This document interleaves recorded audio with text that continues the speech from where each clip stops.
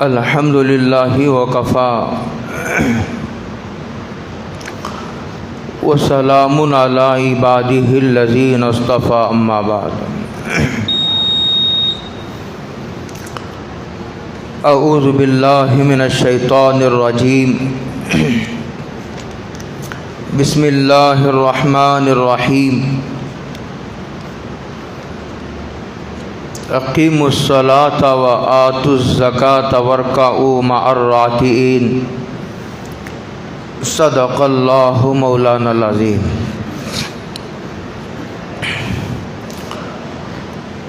قابل قدر بزرگوں، دوستوں، بھائیوں، السلام علیکم ورحمۃ اللہ وبرکاتہ۔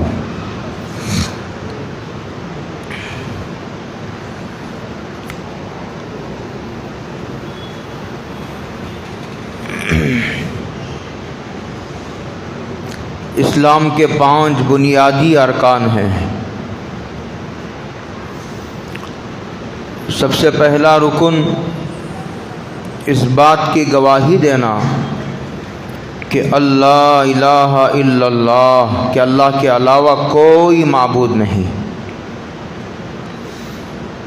وَأَنَّ مُحَمَّدًا عَبْدُهُ وَرَسُولُهُ۔ اسی میں یہ بھی داخل ہے اس بات کی گواہی دینا کہ حضرت محمد صلی اللہ علیہ وسلم اللہ کے بندے اور اس کے رسول ہیں۔ اور دوسرا وَإِقَامِ الصَّلَاةِ، نماز کو قائم کرنا، وَإِيتَاءِ الزَّكَاةِ، اور زکوٰۃ جن پر فرض ہے زکوٰۃ ادا کرنا، وَالْحَجِّ، اور جن کو اللہ نے طاقت دی ہے اور جن پر حج فرض ہے ان کو حج ادا کرنا، ان کا حج ادا کرنا۔ اور 5واں رکن وصوم رمضان، رمضان شریف کے روزے رکھنا۔ یہ اسلام کے 5 بنیادی ارکان ہیں۔ اس میں سے کسی ایک کا بھی انکار کرے گا تو وہ کافر ہو جائے گا۔ رمضان کا زکوٰۃ سے کوئی جوڑ نہیں ہے۔ جیسے روزہ رمضان ہی میں رکھنا ضروری ہے روزہ، اس طرح زکوٰۃ رمضان ہی میں دینا کوئی ضروری نہیں۔ کسی کا سال اگر رجب میں پورا ہو گیا تو اس کو چاہیے کہ وہ رجب میں زکوٰۃ ادا کر دے، اور اگر کسی کا سال شعبان میں پورا ہو گیا تو اس کو رمضان کا انتظار نہیں کرنا چاہیے۔ علماء نے منع لکھا ہے، بلا وجہ زکوٰۃ کی ادائیگی میں دیر کرنا یہ ٹھیک بھی نہیں ہے اور ایک محرومی کی بات ہے۔ زندگی کا کیا بھروسہ ہے؟ لیکن چونکہ اکثر مالدار اور رمضان میں زکوٰۃ ادا کرتے ہیں، اور اسی طرح مدارس کے سفراء اور ذمہ دار بھی اس مہینے میں جو ہے وہ زکوٰۃ کی وصولی کے لیے ملک بھر میں پھیل جاتے ہیں، اور اللہ کے نیک بندے ان کا تعاون کرتے ہیں۔ اس لیے یاد دہانی کے طور پر اس موضوع کو رمضان میں چھیڑ دیا جاتا ہے۔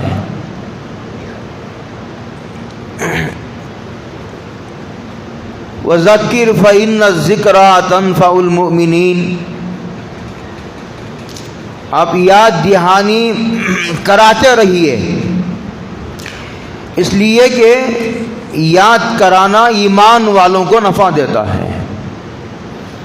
ایک بات ذہن سے نکل جاتی ہے یا نہیں تو اس کی اہمیت کمزور پڑ جاتی ہے، اور جب وہ ساری آیتیں احادیث اس کے فوائد برکتیں سامنے آتی ہیں تو آدمی میں پھر ایک نیا جذبہ پیدا ہوتا ہے۔ اس لیے رہ کر واعظ و نصیحت کا سلسلہ دنیا بھر میں جاری ہے۔ اب میں بہت لمبی تفصیل میں نہیں جاتا، مختصر اس لیے کہ زکوٰۃ سے متعلق 2-4 باتیں ہیں، اب وہ 2-4 جمعہ میں پوری ہونا بہت مشکل ہے، جتنی ہو جائے وہی غنیمت ہے۔ یہ ایک باب، ایک زکوٰۃ اور آیتوں کا اور احادیث کا ایک بہت بڑا حصہ وہ ہے جو زکوٰۃ کی فرضیت کو بتاتی ہے اور اس کی فضیلت اس میں وارد ہوئی ہے۔ دوسرا یہ ہے زکوٰۃ کس پر فرض ہے اور زکوٰۃ کس کس مال کی دینا ضروری ہے اور زکوٰۃ کس کو دی جا سکتی ہے، یہ ساری تفصیلات ہیں۔ آج ایک بات مکمل کر لیں گے، آئندہ جمعہ جو باتیں رہ جائیں گی اسے پھر مکمل کر لیں گے۔ یہ جو زکوٰۃ ہے یہ عربی زبان کا ایک لفظ ہے۔ زکوٰۃ اس کے 2 معنی آتے ہیں۔ اس کا ایک معنی آتا ہے بڑھنا، زکل مال، بڑھنا، یعنی آدمی زکوٰۃ دے گا تو اس کا مال بڑھے گا، دیکھنے میں ایسا لگے گا کہ مال گھٹ رہا ہے، مال گھٹتا نہیں ہے زکوٰۃ دینے سے۔ حضرت رسول اللہ صلی اللہ علیہ وسلم نے ارشاد فرمایا ما نقصت صدقۃ من مال، آپ نے مال خرچ کیا، صدقہ دیا، آپ نے زکوٰۃ دی، حضرت رسول اللہ صلی اللہ علیہ وسلم سے سچی زبان کس کی ہے؟ وہ کہتے ہیں کہ زکوٰۃ دینے سے مال گھٹتا نہیں ہے، لگتا ایسا ہے کہ 1000 تھے اب 900 بچے، 100 چلے گئے زکوٰۃ میں، 1,00,000 روپے تھے 2,500 کم ہو گئے، ایسا لگتا ہے دیکھنے میں۔ کہتے ہیں زکوٰۃ مال کو کم نہیں کرتی ہے، زکوٰۃ سے مال میں برکت ہوتی ہے۔ تو زکوٰۃ کے ایک معنی آتے ہیں بڑھنا، زکوٰۃ کے دوسرے معنی آتے ہیں پاک کرنا۔ زکوٰۃ سے مال بھی پاک ہوتا ہے، جس مال کی زکوٰۃ ادا نہ کی گئی ہو سارے کا سارا مال گندا ہی رہتا ہے اور اس کے بربادی کے امکانات پیدا ہو جاتے ہیں۔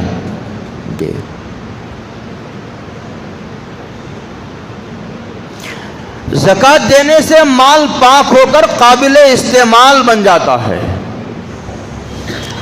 اور زکوٰۃ دینے سے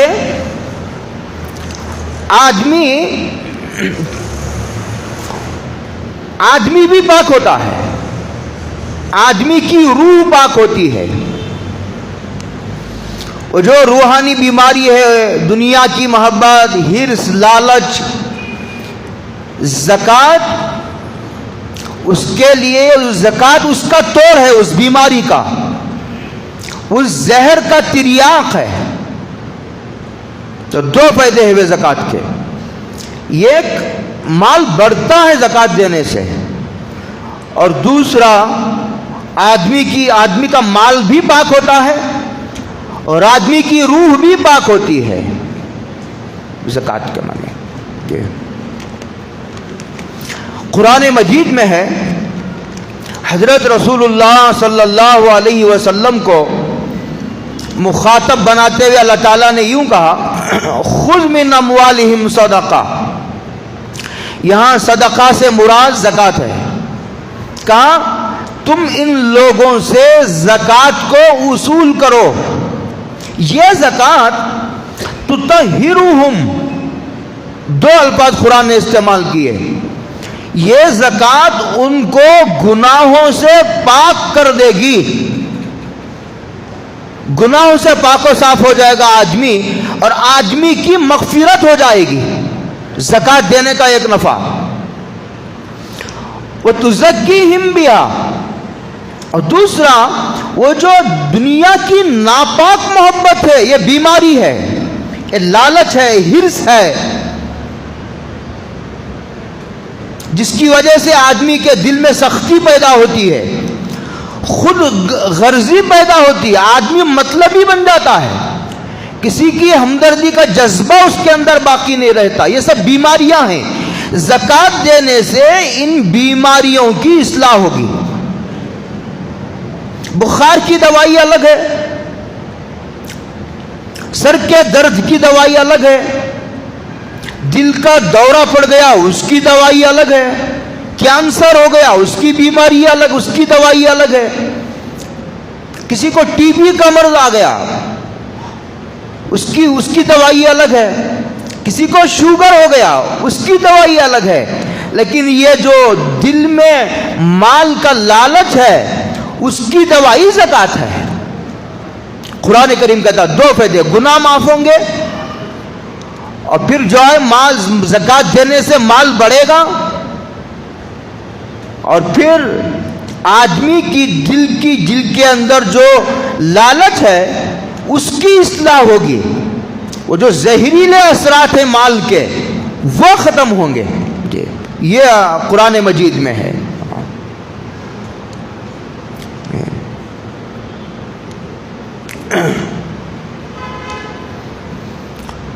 حضرت علی کی ایک روایت ہے رضی اللہ تعالی عنہ، عجیب بات فرمائی ہے اس میں انہوں نے. حضرت علی راوی ہیں، داماد رسول صلی اللہ علیہ وسلم.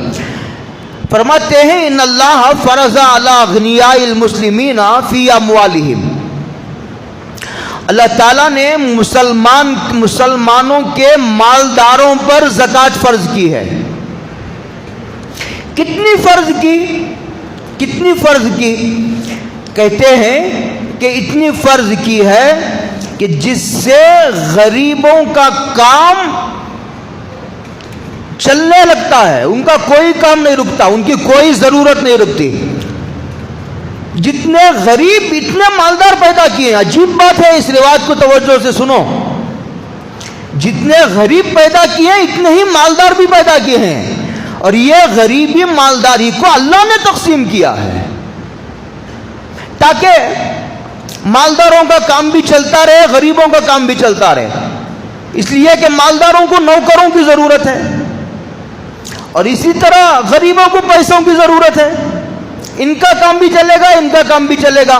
اللہ کہتے ہیں جتنے غریب اتنے ہی مالدار بھی ہم نے پیدا کیے ہیں. اگر سارے کے سارے مالدار اپنے اوپر جو زکوٰۃ فرض ہے اگر اسے برابر حساب لگا کر کے دے، حضور فرماتے ہیں پھر جو ہے کوئی غریب پریشان نہیں ہوگا. یہ جو غریب پریشان پھر رہا ہے یہ مالداروں نے اپنی ذمہ داری میں کوتاہی کی ہے، یہ اس کی سزا بھگت رہی ہے امت. یہ مالدار اپنی ذمہ داری میں کوتاہی کرنے کی سزا بھگت رہی ہے. یہ اس حدیث کا خلاصہ ہے. آگے فرماتے ہیں، یہ مضمون سنا کر کے آگے فرماتے ہیں اللہ دیکھو سنبھل جاؤ، اے مالداروں سنبھل جاؤ. یہ خطاب مالداروں سے ہے. اے مالداروں سنبھل جاؤ، ہم نے تم کو مال اس لیے دیا تھا کہ عائش کرو، کوٹیوں پر کوٹیاں بناتے رہو، غریبوں کو نظر انداز کر دو. نہیں، اللہ کے روزی دینے کی جو سنت ہے وہ اس طرح ہے کہ ایک تو کسی کو ڈائریکٹ روزی دیتے ہیں، اس کو ڈائریکٹ دے دیا، یہ مالدار بن گیا. اس کو غریب بنا دیا اور مالدار کو کہا کہ اب میں نہیں دیتا، اس کو تیرے ہاتھ سے دلانا چاہتا ہوں. اس کو دے کر اس کو حکم دیا. جیسے میں میرے نوکر کو کہا کہ بھئی یہ روپیہ لے جاؤ اور فلاں کو دے آؤ، چاہا تو میں اس کو بلا کر میں خود دے سکتا ہوں. اب یہ نوکر یہ سمجھ بیٹھا اس میں کہ اس میں میرا اختیار چلے گا، نہیں چلے گا. یہی کوتاہی ہے.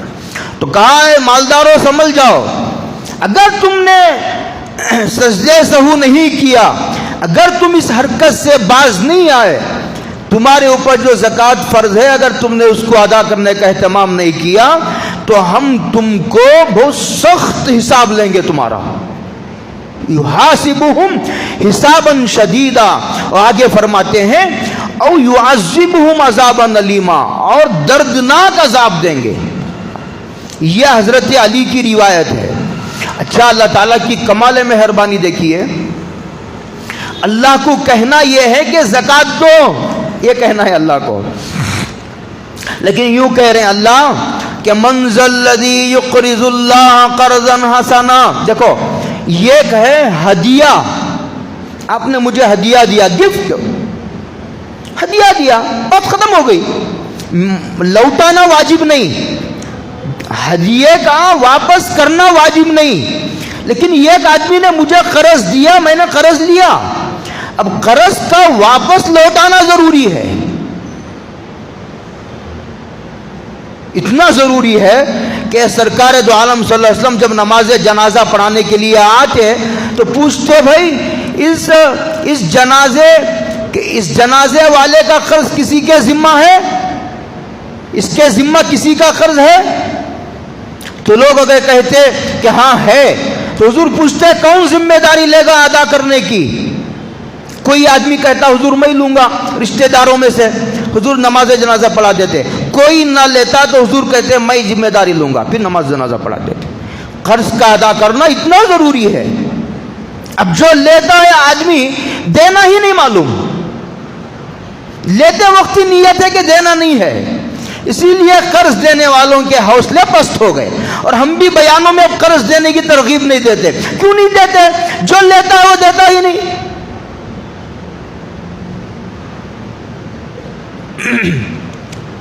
تو اللہ پوچھتے ہیں تم میں اللہ کو قرض دینے والا کون ہے؟ اس میں اللہ اشارہ دے رہے ہیں کہ زکوٰۃ دو، جس طرح قرض کا ادا کرنا واجب ہے اسی طرح جو آدمی میری راہ میں زکوٰۃ دے گا کہتے ہیں اس کا بدلہ دینا میرے اوپر واجب ہے. اللہ اکبر. اسے لوٹاؤں گا، واپس لوٹاؤں گا. اور ایک دیا تھا 700 واپس لوٹاؤں گا. فی کل سنبلۃ مئۃ حبہ، 1 روپیہ دیا تھا 700 روپیہ واپس لوٹاؤں گا. دنیا میں کوئی ایسا ہے 1 روپیہ کے 700 روپیہ کمانے والا؟ کوئی نہیں ہے. 100 روپیہ لگائے گا تو 5 روپے کمائے گا، زیادہ سے زیادہ 100 روپے لگائے گا 50 روپے کمائے گا. 1 روپیہ لگا کر 700، وہ بھی قانونی گفتگو ہے. 1 کے 7 لاکھ بھی دے سکتے ہیں. ایک حدیث میں ہے ایک آدمی 1 کھجور صدقہ کرتا ہے تو اللہ تعالیٰ اس کھجور کی پرورش فرماتے ہیں. جس طرح حدیث میں ہے کہ جس طرح ایک آدمی اپنے گھوڑے کے بچے کی پرورش کرتا ہے، اس کی پرورش کر کر کے ننھا سا بچہ ہے، گھوڑے کا ننھا سا بچہ ہے، اسے پال پال کر بڑا کر دیا. کہتے ہیں اس طرح اللہ کھجور کی پرورش کرتے ہیں، اور پرورش کرتے کرتے کرتے کرتے پہاڑ بنا دیتے ہیں. دیا تھا کھجور، قیامت میں جائے گا پہاڑ ہے، اجر کا پہاڑ. اللہ اکبر. عجیب ہے، کمال رحمت ہے اللہ کی، کمال شفقت ہے. تو یہ بات یہ چل رہی تھی، اوپر ترتیب سے بات چل رہی ہے. اور یہ جمعہ ختم، آئندہ یہ بیان کریں گے آئندہ جمعہ زکوٰۃ کس پر فرض ہے، کن کن چیزوں پر فرض ہے، اور زکوٰۃ کن کن لوگوں کو دیا جا سکتا ہے، اس پر بحث کی جائے گی. 4 بحثیں حضرت نے چھیڑی ہے. ہمارے حضرت نے ابھی 6 مہینے پہلے 400 صفحات کی ایک زکوٰۃ پر کتاب لکھی ہے. اس میں نئے مسائل کو زیادہ تر گھیرنے کی کوشش کی ہے، نئے مسائل کو. انشاءاللہ ہم پھر بحث کریں گے. 400 صفحے کی کتاب ہے.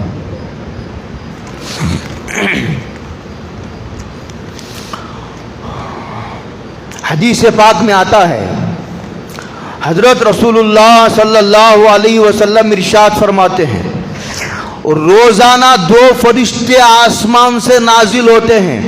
اللہ نے حکم دیا ہوگا تبھی نازل ہوتے ہوں گے، اس لیے کہ وہ معصوم مخلوق ہے اور اللہ کی اجازت کے بغیر ایک ذرہ بھی نہیں ہلاتے. 2 فرشتے روزانہ اترتے ہیں. ما من یوم یصبح العباد فیہ الا ملکان ینزلان. اس میں سے ایک فرشتہ کہتا ہے کہ اللہم آتی منفقا خلفا، اے اللہ جو آدمی زکوٰۃ دینے والا ہے تو اس کو اس کا بدلہ عطا فرما. اللہ اکبر. اور یہ ایک روایت میں یہ بھی ہے کہ مسلسل بدلہ عطا فرما. تو اس کا مطلب یہ ہوا کہ زکوٰۃ ادا کرنے والا فرشتوں کی دعاؤں کا حقدار بن جاتا ہے۔ اچھا، فرشتے اللہ کے حکم سے ہی دعا کرتے ہیں، اللہ کی اجازت کے بغیر فرشتے کسی کے حق میں دعا نہیں کرتے، کسی کو مصیبت سے نہیں بچاتے۔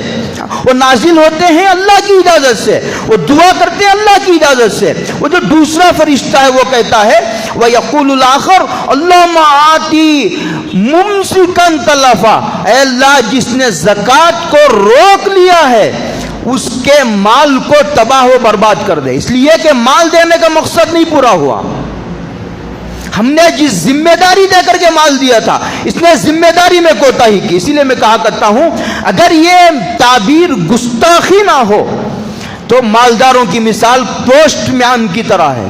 یہ پوسٹ مین روزانہ منی آرڈرز لاتا ہے، فلاں کے 500، فلاں کو 1000، فلاں کے 1,00,000۔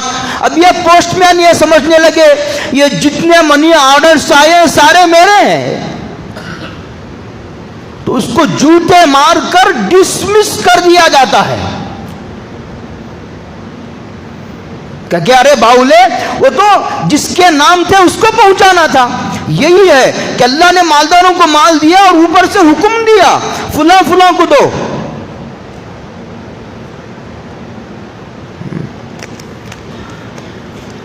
یہ حدیث پاک میں ہے۔ اور ایک آدمی جب آدمی مال خرچ کرتا ہے اللہ کا قرب نصیب ہوتا ہے۔ اللہ کا قرب بہت بڑی دولت ہے۔ جب جادوگروں نے فرعون کے جادوگر موسیٰ علیہ السلام سے مقابلہ کرنے کے لیے میدان میں آئے تو جادوگروں نے فرعون سے پوچھا اگر ہم جیت گئے تو کیا ملے گا؟ جیت گئے تو کیا ملے گا؟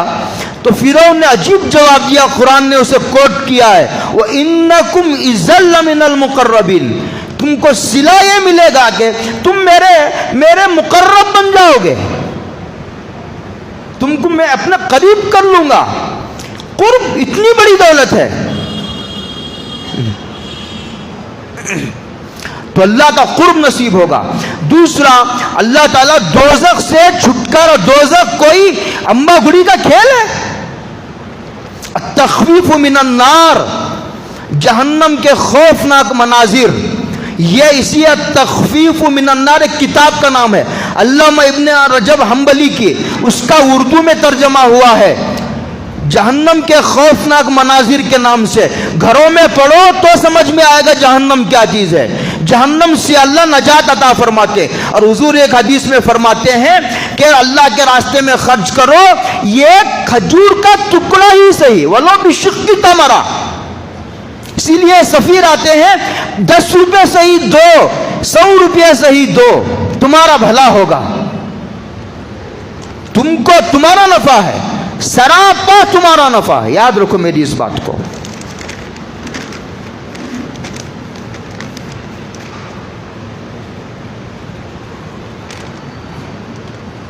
اور اجر کتنا دیں گے؟ ادنا منیمم 1 کا 10، من جاء بالحسنۃ فلہ عشر امثالھا، پھر کبھی 1 کا 700، اور کبھی وہ اجر اور بڑھتا ہے۔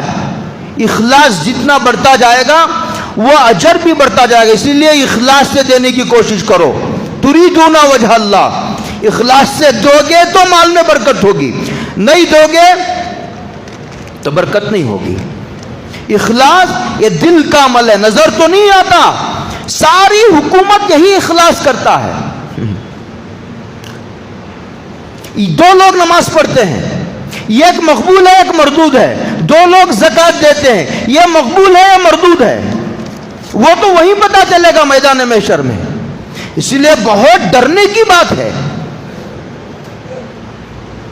اور کبھی اللہ اتنا دیتے ہیں کہ اسے پہاڑ بنا دیتے ہیں۔ اور روایتوں میں آتا ہے کہ زکوٰۃ دینے سے کاروبار میں اللہ غیبی مدد شامل حال فرما دیتے ہیں، غیب سے مدد ہوتی ہے کاروبار کی۔ وہ قصہ آپ نے پڑھا ہوگا کہ ایک آدمی جنگل میں جا رہا تھا، بادل سے آواز آئی ایک آدمی کی، وہ اس بادل کے پیچھے پیچھے گیا، وہ کیا دیکھتا ہے کہ یہ پتھریلی زمین پر اتنا ہی ٹکڑا ہے، اس پر بارش ہوئی، کہیں بارش نہیں ہوئی، صرف اس زمین کے ٹکڑے پر بارش ہوئی۔ وہاں ایک آدمی پھاوڑا چلا رہا تھا، اس سے پوچھا کہ تیرا نام کیا ہے؟ کہ میرا نام کیوں پوچھتے ہو؟ کہ نہیں، بادل میں نے ایک آدمی کا نام سنا ہے، کہیں وہ تم تو نہیں ہو؟ تو انہوں نے کہا میرا یہ نام ہے۔ کہا یہی نام میں نے بادل میں سنا تھا۔ کہ اس نے ہاتھ پکڑ لیا کہ تیرا عمل کیا ہے کہ اللہ کا تیرے ساتھ اتنا خصوصی معاملہ ہے؟ جب آدمی اللہ کے ساتھ خصوصی معاملہ کرتا ہے، ادھر سے بھی خصوصی معاملہ ہوتا ہے، یہ سنت ہے اللہ کی۔ کہا مال کے 3 حصے کرتا ہوں، زکات تو 100 کے 2.5 روپے، 1000 کے 25، 1 لاکھ کے 2,500 روپے۔ لیکن یہ بندہ ایسا تھا، مال کے 3 حصے کرتا تھا۔ یہ قصہ غریبوں کو، یہ قصہ پھر کھیت میں لوٹا دیا، یہ قصہ اپنے بیوی بچوں کے لیے۔ اس ترتیب پر امت کو آنا ہے، اس ترتیب پر آؤ گے، اس کی برکتیں کھلے آنکھوں خود دیکھو گے۔ ایک انگریز سہارنپور میں رہتا تھا، حضرت شیخ نے لکھا ہے فضائل صدقات میں، یہ آپ بھی تھی میں کسی میں ہے، دیکھو فضائل صدقات اور فضائل اعمال، ان دو کے ایک ایک حرف کو پی جاؤ۔ فضائل اعمال جو کہتا ہے اس میں ضعیف حدیثیں بھری ہے، وہ پاگل ہے، دیوانہ ہے، چھوڑو اس کو لا کر ہمارے سے ملاقات کرا دو، تم مت الجھو، تم فضائل اعمال اور فضائل صدقات کا ایک ایک حرف پی جاؤ۔ عورتوں میں تعلیم کرو روزانہ 1 گھنٹہ۔ شیخ نے ابھی میں لکھا ہے کہ سہارنپور میں ایک انگریز رہتا تھا، ایک مرتبہ ایسا ہوا بازار میں آگ لگ گئی، سارے دکان جل گئے، وہ اپنے گھر پر تھا، لوگوں نے کہا بازار میں آگ لگ گئی، وہ اطمینان سے بیٹھا، کہا آگ لگی تو لگی ہوگی لیکن میرا دکان نہیں جل سکتا۔ کہا کہ باولے جا کے خبر تو لے۔ جب جا کر دیکھا گیا تو ساری آس پاس کی دکانیں جل گئی، وہ ایک دکان محفوظ ہے۔ بعد میں پوچھا گیا تم نے اتنے یقین سے کیوں کہا؟ کہا کہ میرا یقین ہے کہ جو آدمی ہوں تو کافر، لیکن میرا یقین یہ ہے کہ جو آدمی مسلمانوں کے طریقے پر مال خرچ کرتا ہے، اس کے مال کو اللہ ضائع ہونے نہیں دیتے ہیں۔ حدیث میں آتا ہے، حضرت رسول اللہ صلی اللہ علیہ وسلم ارشاد فرماتے ہیں حسنوا اموالکم بالزکاۃ، زکات دے کر اپنے مال کو مضبوط قلعے میں محفوظ کر لو، کوئی اللہ کی عزت و جلال کی قسم اس کا مال ضائع نہیں ہوگا۔ اگر ضائع ہو رہا ہے تو کوتاہی کی ہے، حساب لگا کر نہیں دیا، یا نہیں تو ریاکاری کے جذبے سے دیا۔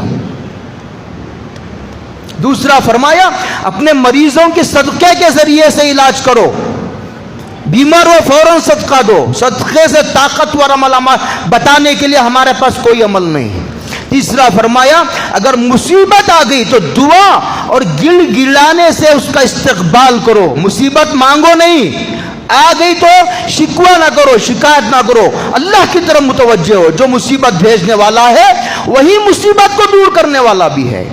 حضور نے فرمایا صدقے میں جلدی کرو، سوچو نہیں، آگے بڑھو، تم خود آگے بڑھو، یہ تمہاری ضرورت ہے، یہ تمہاری دنیا کی بھی ضرورت ہے، یہ تمہاری آخرت کی بھی ضرورت ہے۔ دیکھو صدقہ دینے میں جلدی کرو، اس لیے کہ کوئی مصیبت صدقے سے جیت نہیں سکتی۔ یہ حدیث کے الفاظ ہیں بادروا بالصدقہ فإن البلایا لا يتخطاها۔ اور حدیث میں آتا ہے جو آدمی لوگوں کے ساتھ بھلائی کرتا ہے، ان پر خرچ کرتا ہے، اللہ تعالیٰ اسے بری موت سے بچا لیتے ہیں۔